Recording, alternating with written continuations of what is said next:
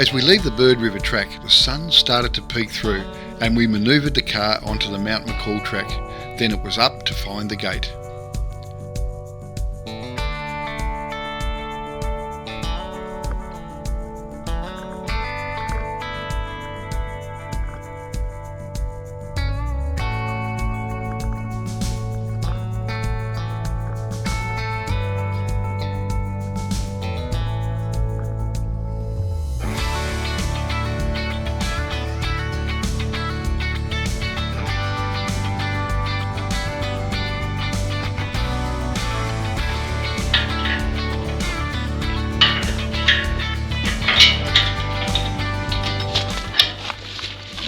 Just a matter of finding which way the key went in. Yeah, you just got to find the hole a bit and twist it around. Oh, missed. Don't do that, get in.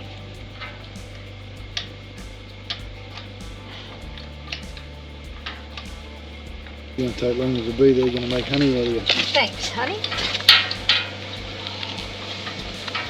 I'm in the hole.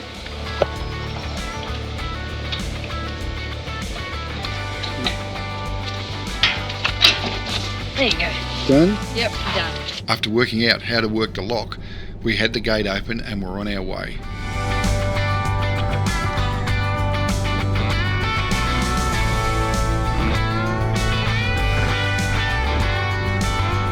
This track travels 22 kilometres into the Franklin-Gordon Wild Rivers National Park. The first few kilometres are on an easy gravel road, and this is maintained to allow trucks access to several apiary sites. The famous Tassie leatherwood honey is harvested from these sites, and it is recommended to travel with your windows up this time of the year as the bees are quite active, as we found out later in the day.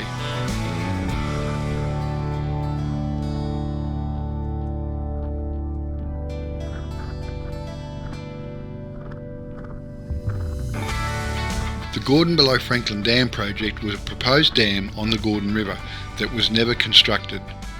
The movement that eventually led to the project's cancellation became one of the most significant environmental campaigns in Australian history. Here's a bit of a summary of the events. In December 1982, the dam site was occupied by protesters and a blockade was set up at Warner's Landing, which drew an estimated 2,500 people from not only Tasmania but also interstate and overseas. This led to widespread arrests and greater publicity, resulting in the subsequent proclamation of Tasmanian Wilderness World Heritage Area, which covered both the Franklin and Gordon rivers. However, Tasmania itself was still divided, with a pro-dam rally in Hobart also attracting around 2,500 people.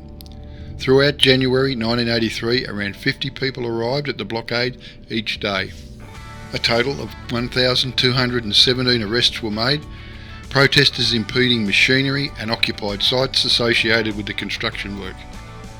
The dispute became a federal issue the following March, when a campaign in the national print media, assisted by pictures, helped to bring down the government of Malcolm Fraser at the 1983 election. The new government under Bob Hawke had promised to stop the dam from being built. A legal battle between the federal and state governments resulted in a landmark High Court ruling in the federal government's favour. This was used as a staging point by the Hydroelectric Commission during the issues with the no dams. Unfortunately, the camera doesn't show how steep sections of this track are, but if you have a look at a map with contour lines, it will give you a good indication.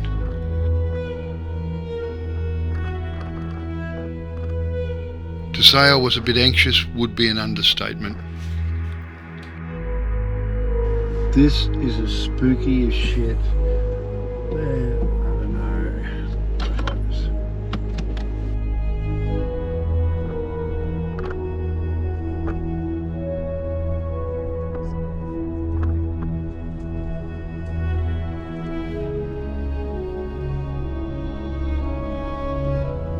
We eventually arrived at the high point of the track, 731 metres, and the Mount McCall summit is in sight on our right.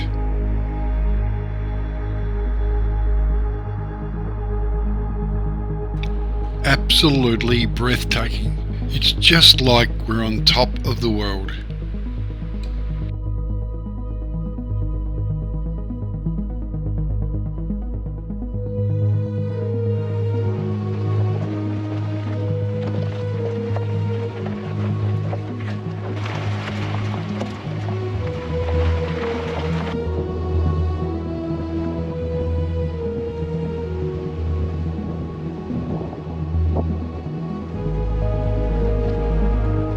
We are treated to some spectacular views of Macquarie Harbour, the other side of Frenchman's Cap and Deception Range to the east.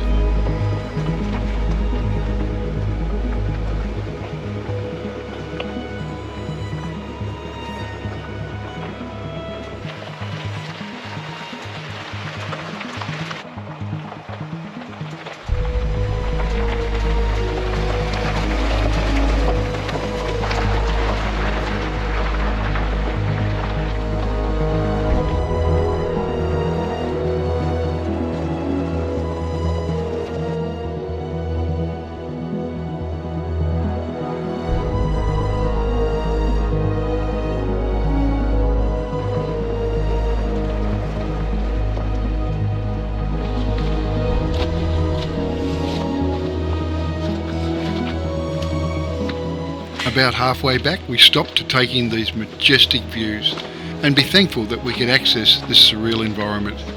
Big tick for me and well worth the drive.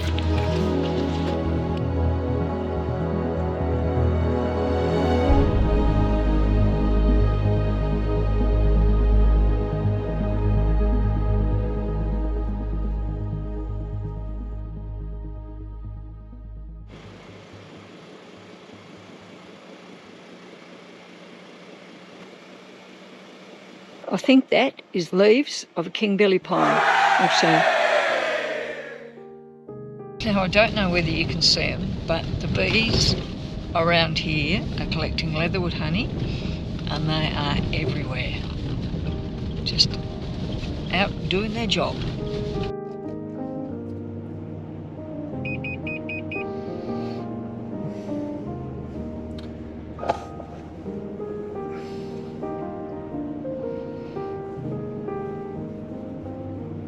Five minutes later. I think I better go and help.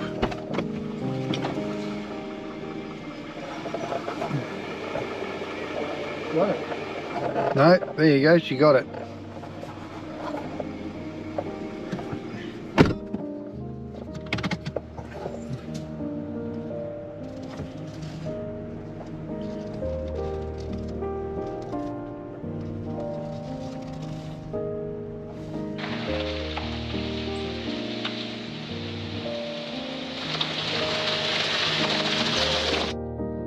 Yeah, that's where we went. And we'll have a look. We can even see some of the track. I'll probably have to blow it up, but I'll give me finger bit. I might get an arrow and stick on there. It'll be a little bit easier because that's just spectacular. Yeah. And that's Lake Burberry, or the bottom end of Lake Burberry that we can see in the foreground.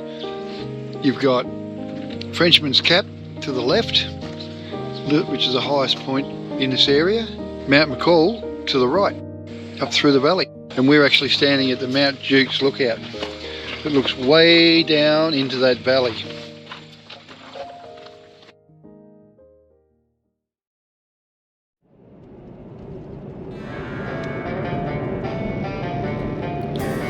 As you can see, we were up nice and early this morning and on the road before 7 o'clock.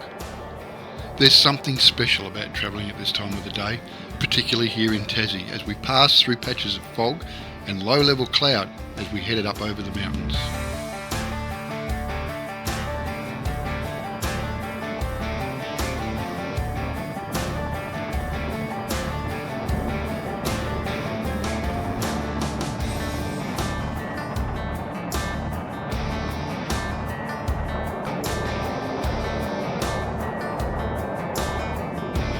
See, we needed to be in Hobart prior to lunch, as the cruiser was booked in to have a look at the issues we'd had with the rear bar. And it's 5 degrees on the dash.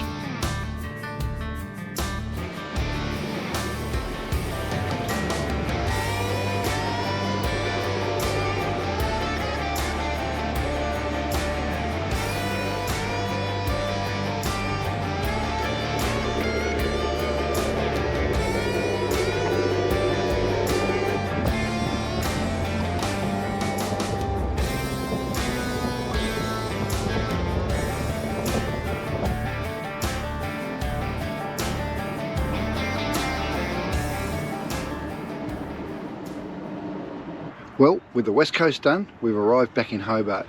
We've got a little bit of unfinished business that we want to attend to here.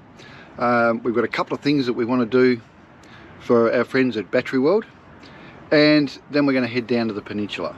So we're looking forward to that, and then it's a trek north to catch the boat in about a week. So it's amazing how quickly it's all gone.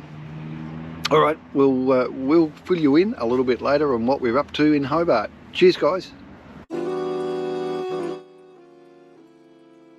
After numerous visits to Hobart this trip, we had one place that was recommended to us that we had not been to. So we grabbed a hat, jumped on the bus and headed off to a place called Mona, or Museum of Old and New Art. Mona is the playground of David Walsh, who grew up in Tassy, just down the road from here. He dropped out of uni, played cards, won, did some other stuff and opened a small museum of antiques to which no one came. He declared it a triumph and decided to expand. The result is Mona.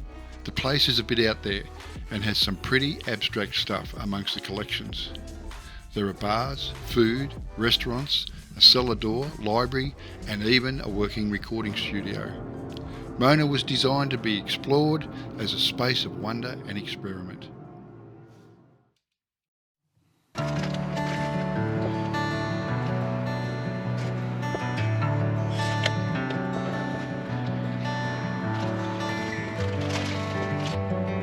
Why should we change our routine on Sunday mornings, crumpets, when we can?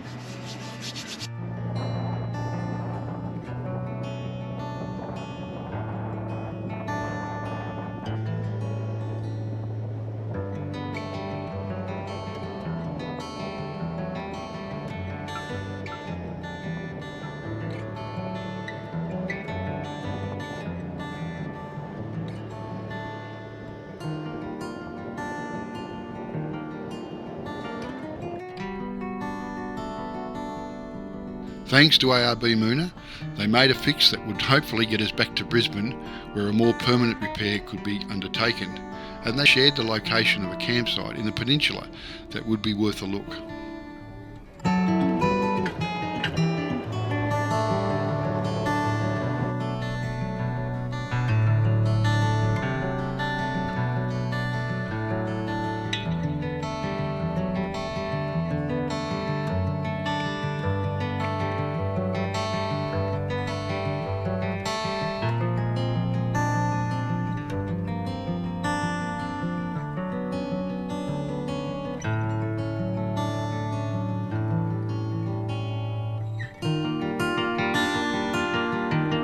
Well, first stop this morning. So we've just left Hobart and heading down into the Peninsula, and that image is of the Tasman Peninsula.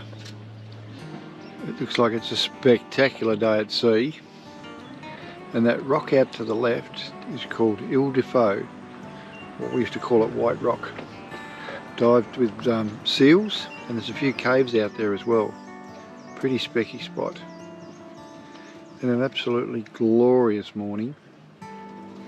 And the bay we can see with a couple of boats coming out of it is called Pirates Bay. Some stunning little beaches to the north of it. Cracking spot.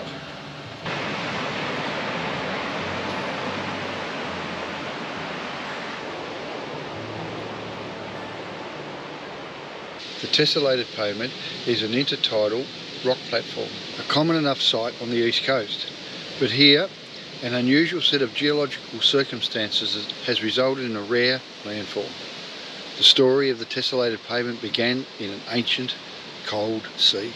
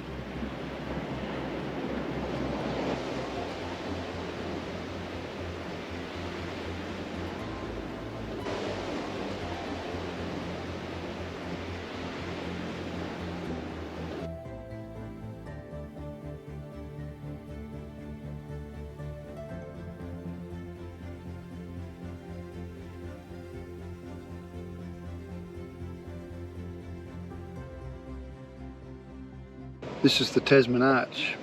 Not much going on today because the sea's pretty flat, but still a pretty specky spot.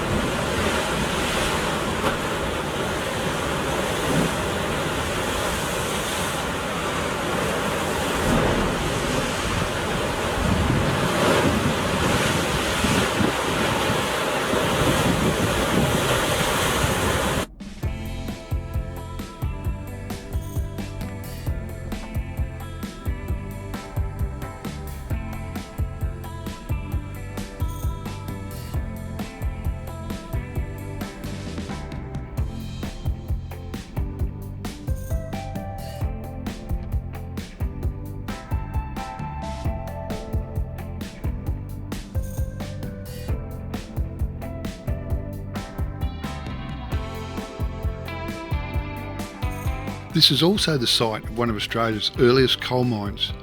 An outcrop of coal was discovered at Plunket Point by surveyors in 1833, and immediate plans were made by the government to exploit the area to provide a local supply of coal for the colony. In 1839, there were 150 prisoners and a detachment of 29 officers stationed at the mines. By 1847, the main shaft was down over 300 feet, with an extensive system of subterranean tunnels and caverns. The work of extracting the coal was carried out by convicts in 2 8-hour shifts. The men had to extract 25 tonnes in each shift to reach the day's quota. The coal mines were subsequently closed by the government in 1848 on both moral and financial grounds. What a view to wake up to this morning. Absolutely beautiful. You couldn't get a better camp spot than this, right on the edge. You can see the water. Beautiful spot.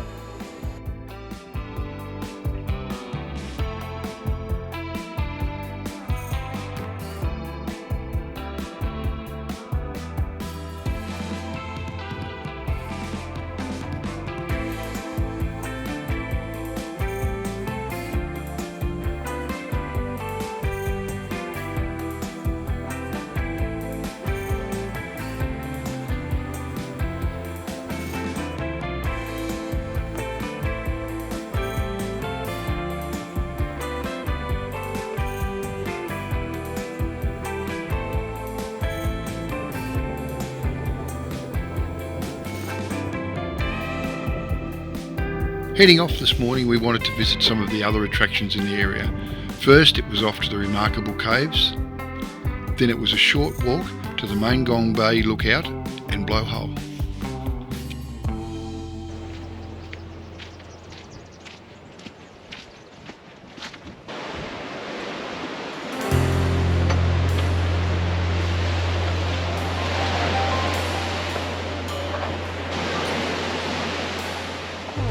Good, thank you. Well, we've made our way down to the remarkable cave. That is spectacular.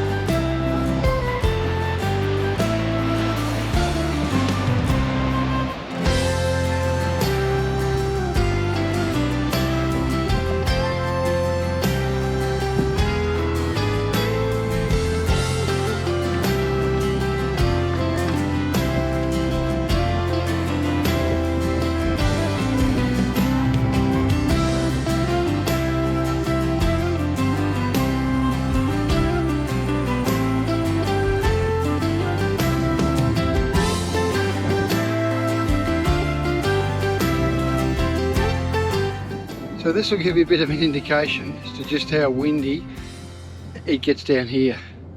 There are very, very few trees, just basically this salt bush growing across the top of the ground.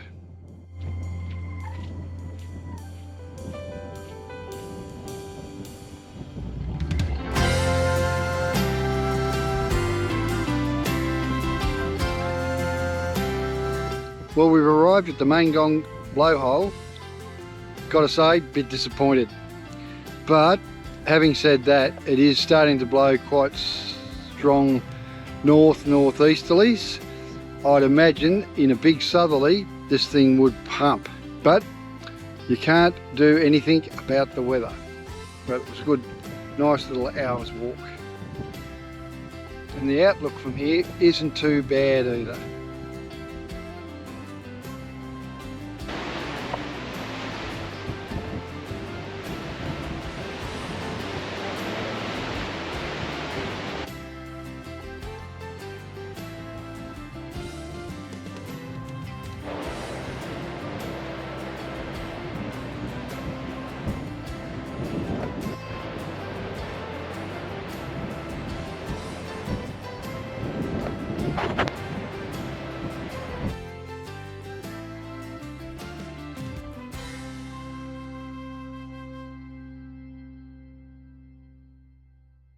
Well, here we are in Devonport, about to board the Spirit for the trip back across to the Big Island. We've just had the best time ever. Caught up with friends, family, got to do some of the things that we really were on our bucket list. Just about ticked every box. But with a forecast of between 10 and 40 knots, this could be fun. So I thought, well, what I might do is just check in with you now, and then we'll see what happens over the course of the day. So we've got a day sailing. The boat is already booked to be about 20 minutes, half an hour late. That'll be because it's so rough out there to last night, I would suggest. So yeah, this should be fun. All right, well, we'll catch you guys on the other side. Maybe a bit of a debrief, because as I said, we've just had the best time. Caught up with some amazing friends, amazing people, met some amazing new people. I had an absolute ball. All right, we'll catch you later. Cheers.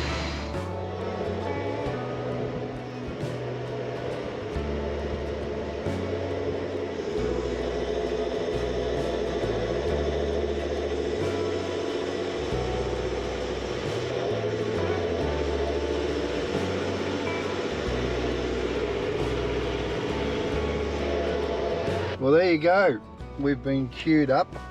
What has it got now? 10:35. So we've been queued up for quite some time. But we're finally on the loading ramp.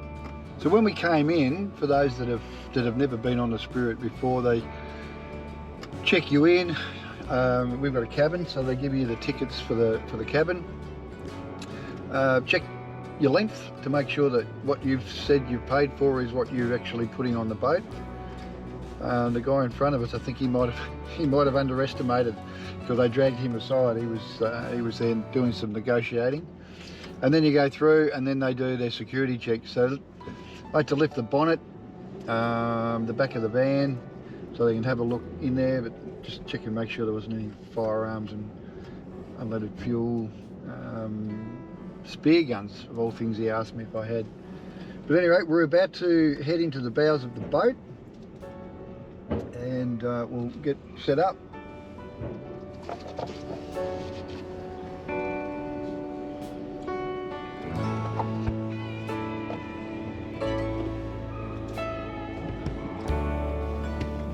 The dogs.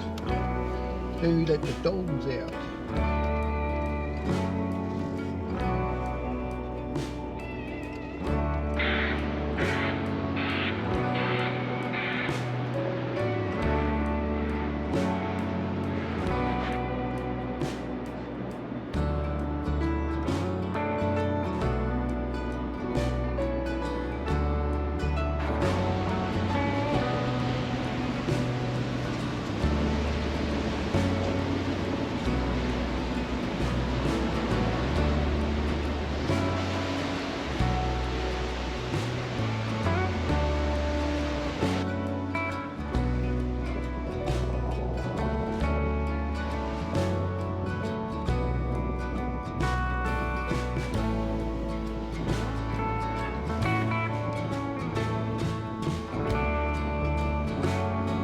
12 sleepless hours later.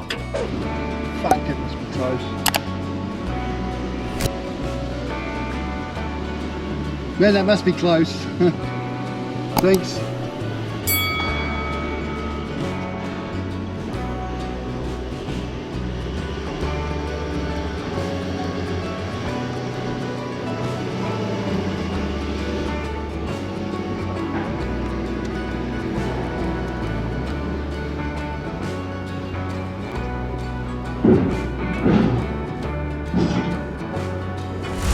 That was 10 weeks ago, Elizabeth.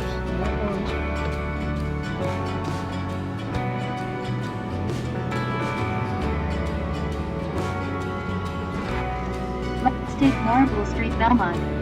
In 100 meters. Tassy, Core IO code.